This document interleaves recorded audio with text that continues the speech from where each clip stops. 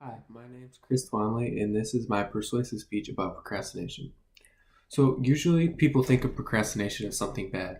They've done a bunch of strategies on how to stop procrastinating and increase their own efficiency, forgetting that, like many of our brain's other mechanisms, procrastination serves its own very important purpose and is something you should think more about. So, instead of blaming yourself for being lazy next time you procrastinate, think about it and figure out why you're procrastinating. Most likely, your procrastination is actually a good thing. There are several important aspects to consider. First of all, it helps figure out what's your most pressing priority. Usually, you won't procrastinate over something silly like sharpening your pencil or getting a glass of water. Problems start when is something important or difficult that needs to be done. Reasons stopping you from doing work can be different, but there's something to remember. Try and figure out why you're avoiding it, and as a rule, if you can't figure it out, it's probably something that's extremely important to you, according to Physiologically Today. A pressing matter, like homework that needs to be written by the end of the day, or a difficult piece of work, anything like that. On the other hand, procrastination may serve as an indicator that you are doing something wrong, like pushing yourself too hard and stressing yourself out, and maybe you should take a break. Either way, the means you use to overcome procrastination is a different story.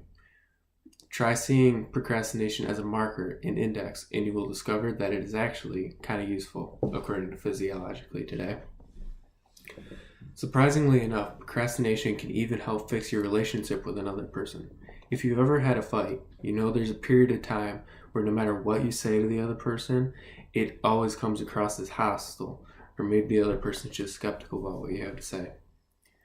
Besides, you might have even noticed that you're unwilling to apologize in front of someone, even if you are the one that did something wrong.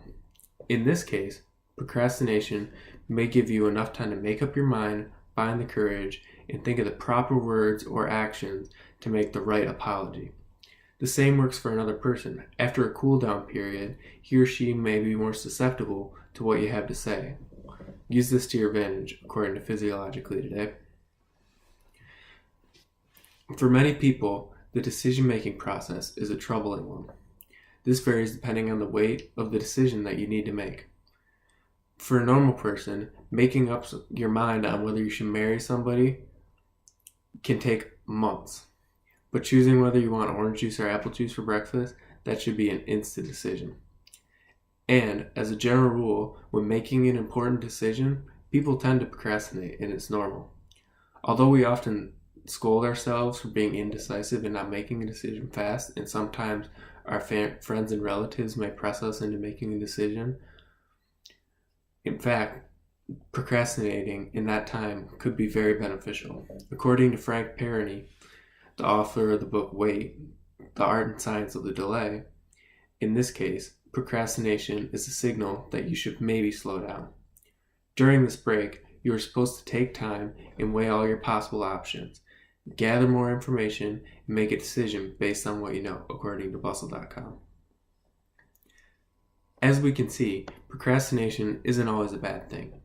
Unlike many people who got used to believing procrastination is a negative trait and a sign of laziness, rather than a mechanism of your brain, the main function of which is to slow you down and make sure you make correct and well-informed decisions and sort out your priorities,